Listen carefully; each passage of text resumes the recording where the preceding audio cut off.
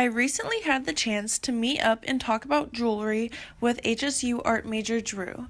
I learned a lot about incorporating stones and crystals into wire wrapping and also about working with different metals. Gone a different path from most wire wrapping artists, where they're like, well, they'll like build like a super intense, super complex frame, and then just like put a stone in it.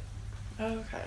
That's like more so what the professionals are doing, whereas I like kind of like build it around the stone at first, while like separate of the stone, and then I'm starting to get more towards like the like build the frame and then adding the stone, but it's like I do a lot of like stone wrapping as I'm going. Okay. So it's a really interesting process, and like each piece takes like a couple days, but like some of them I'll be able to like knock out in one. That's chill. Yeah, it just depends on like, for one thing, the amount of coils that are in a piece, because like sometimes I'll like just coil the living hell out of a piece, and then like sometimes like with that one, that's all like file and saw work. How long did this one take? That was the first jewelry piece I ever cut out of metal. Damn. And that took me like that probably took me like a few weeks.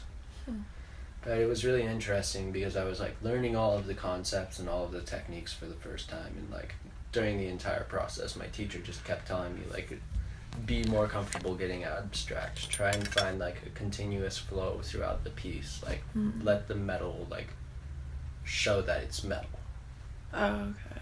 And like it's an interesting process, and honestly like even to this day I still practice it. Like you're able to do a lot with it, and working in 3D art is very different from working in 2D art, because like where in 2D art I always wanted to like always wanted to like draw something like that, or like paint something like that, but now I have like it physically. Yeah, that's sick. So like that's kind of what I try and do a little bit with my wire wraps, where it's like flowing. It's a lot of unconscious art too, where it's like decisions being made as I'm working, but it's very relaxed.